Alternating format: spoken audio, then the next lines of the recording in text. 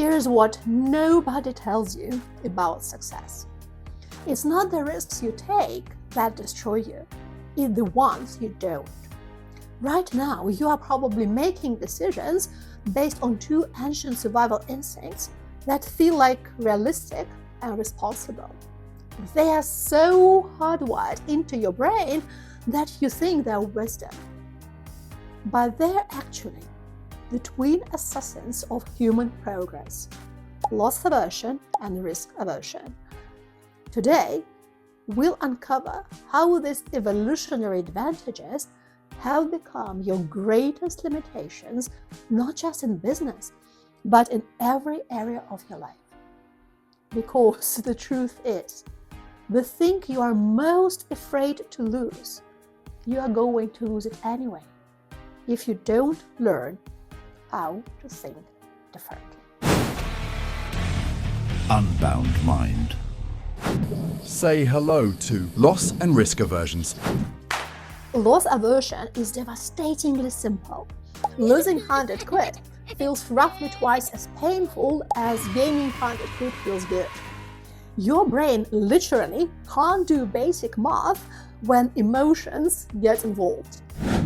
Daniel Kahneman and Tversky, the genius duo who won a Nobel Prize for proving we are all shit at being rational, discovered this in their prospect theory, where losses hit us times harder than equivalent gains. Besides, they discovered a lot of other useful things that you can learn about in these videos. Risk aversion is loss aversion's sophisticated cousin.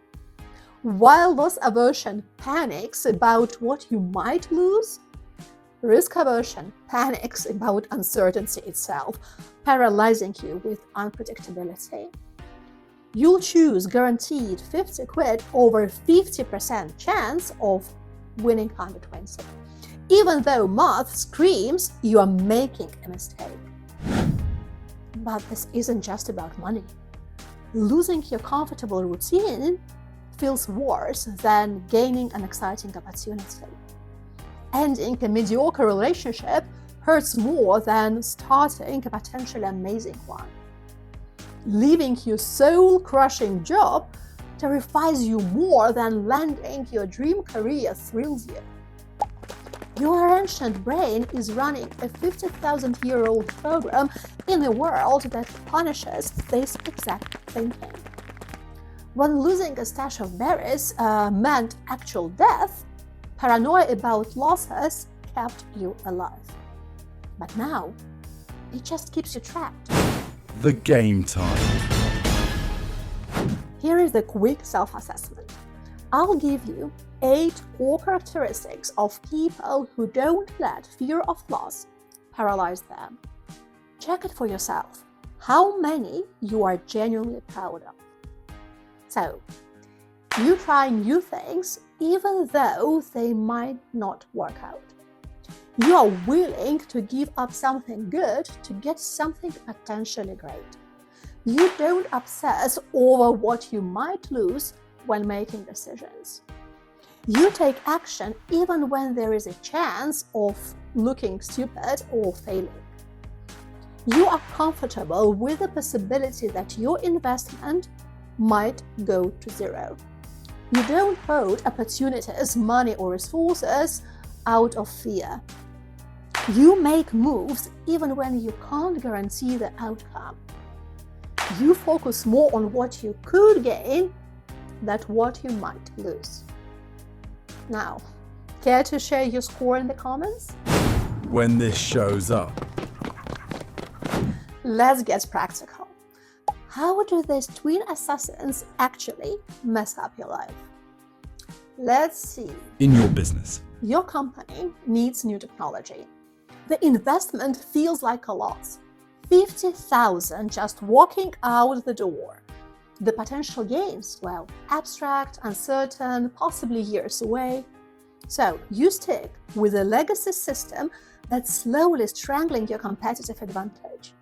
It's like spending 6 months analyzing 10,000 software investment while hemorrhaging 50,000 annually on inefficient processes. In your career, Or maybe you are personally familiar with this one.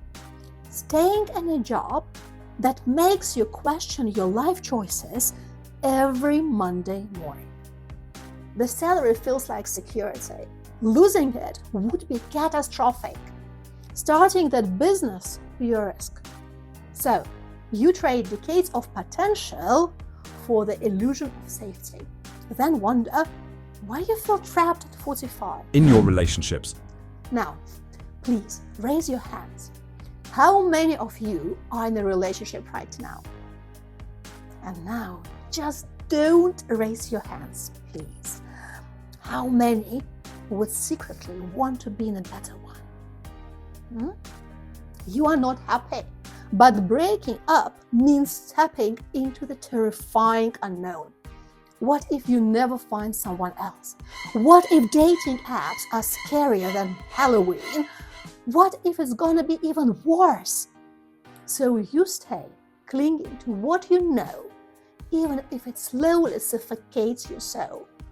Or you maybe avoid the risk of difficult conversations because they might create conflict. But you are certainly creating resentment and distance through avoidance. in your health, You'll spend £5 on coffee daily. It's 1,825 annually without thinking. But joining a gym for £50 monthly feels like a massive financial loss. You know exercise will transform your energy, confidence, and longevity. But the immediate cost outweighs the abstract future benefit. So you stay tired, stressed, and wonder why life feels so hard. in your learning, That course, skill, or degree you've been considering. The time and money feel like losses. The potential career advancement, uncertain. So you stay stuck with yesterday's skills in tomorrow's world, then blame the market when younger, more adaptable people get promoted past you. in your decisions, And how about this? You'll drive across town to save £20 on a purchase, but won't negotiate a 2,000 salary increase because you might hear no. You'll keep your money in a saving account, earning 0.5%, making your money as adventurous as a church mouse. You'll order the same meal at restaurants rather than risk tasting something that might disappoint you. But more importantly, you will choose predictable mediocrity over wild possibility in every area of your life. Another survival instinct that's become evolution's enemy. The results, the endowment effect. You overvalue shit just because you already own it. The sunk cost fallacy. You keep feeding dead projects because quitting feels like admitting failure. And choosing the devils to know whether that's staying in the wrong job, the wrong city, or the wrong relationship. the hidden costs, When you live in constant loss and risk avoidance, you are not just missing opportunities, you are rewiring your brain for stress. decision paralysis, Every choice becomes torture because you're optimizing to avoid loss rather than create gain. Should you move cities, change careers, end that relationship, your brain gets stuck in endless loops because the safe choice isn't actually safe. It's just familiar. chronic regret, You start collecting what-ifs like vintage wine, except they're poisonous. What if you'd started business 5 years ago? What if you'd asked them out? The compound interest of regret is brutal. learned helplessness, When you consistently choose avoidance over action, you start believing you have no saying. Life feels like it's happening to you instead of being created by you. This is the natural consequence of systemic self-limitation. resistance to change, any change inherently involves letting go of the current state, which is perceived as a loss, even if the current state is suboptimal. The fear of losing the familiar or the known outweighs the potential benefits of the new. This fuels the status quo bias and creates internal conflict and tension. Your nervous system stays activated because there is no predictability. When you're constantly reacting instead of proactively shaping your circumstances. This indecision drains energy and creates immense stress as opportunities pass by and problems fester while peers, competitors, and life move ahead. You are always one step behind, always playing defense, always exhausted from fighting battles that strategic thinking or forward moving could have prevented entirely. The thing you are afraid to lose, your job security, your comfortable relationship, your predictable business routine, you are going to lose it anyway if you don't evolve. The cruel irony: society celebrates playing it safe while secretly worshipping those brave enough to ignore the rules. How we resist it. So why do these ancient instincts still control us, even when we know better? Albert Ellis, the delightfully blunt founder of rational emotive behavior therapy, had a different take on this. He believed psychologically healthy people willingly take calculated risks to pursue goals, even without success guarantees. They accept failure and discomfort as growth prerequisites. For Ellis, avoiding risks from fear or failure was just irrational thinking. Healthy individuals don't need guarantees. They weigh odds, accept uncertainty as the price of admission to anything worthwhile, and act according to values even when it means potential facepalms. Just the thought of losing this opportunity being unbearable sounds far too dramatic. But it's also mathematically absurd. Just think of it. You've survived every loss so far. The track record is literally 100%.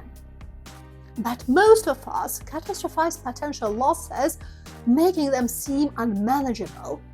We have low frustration tolerance and demand certainty in an inherently uncertain world. Screw the narrative. We become so good at using survival instinct as the ultimate get out of the jail free card. Loss aversion keeping you in a soul-crushing work, well, that must be biology. Risk aversion preventing that career change, that's evolution. Choosing Netflix over growth, hardwired human nature. It's beautifully convenient. Whatever goes wrong, we blame our ancient brain. We voluntarily surrender our freedom and responsibility, transforming ourselves into victims of our own wiring. So when life implodes, we are primitive creatures with malfunctioning instincts. But when everything succeeds, we are architects of our own triumph. But here is an uncomfortable question. If these biases are so powerful and universal, how do some people consistently overcome them? Starting businesses, living relationships, transforming their bodies, health, careers, and lives. Maybe we're not biologists' victims. Maybe we're choosing comfort over growth and calling it wisdom? The mirror test. You are probably expecting tidy solutions now, like take calculated risks, set smart goals, solution for everything, learn from successful people. But the real question isn't how to overcome these biases. The real question is whether you are ready to admit they are running your life in the first place. Because once you see the pattern, once you recognize that you are systematically choosing familiar misery over uncertain possibility, the solution becomes obvious. Not easy, but obvious. Stop telling yourself stories for a minute. Look at your life right now. Your job, your relationships, your health, your business decisions, your daily routines. Forget your reasons, excuses, or justifications. Just look at the results. How many of these did you consciously choose because they were optimal? Versus how many did you drift into because they felt safe? If a stranger had to guess your priorities based solely on how you spend your time and energy, not what you say matters to you, but what you actually do, what would they conclude you care about most? If you met someone exactly like you, with your exact choices, your exact limitations, your exact results, would you be impressed? Would you want to trade lives with that person? Or would you think this person could do so much better if only they... Here is the brutal question. What would have to be true about your current situation for you to actually change it? Not want to change it, although this doesn't hurt. Not plan to change it. Not wish it would change. Actually, take action tomorrow. If that bar feels impossibly high, you found your real obstacle. When you're 80, will you regret the risks you took or the opportunities you avoided? Will you wish you'd been more careful or more courageous? Don't let ancient wiring write your modern story. You are not hardwired for limitation. You are choosing it. And that means you can choose differently. The rest is strategy. And strategy is too important to leave it to people who think playing it safe is actually safe.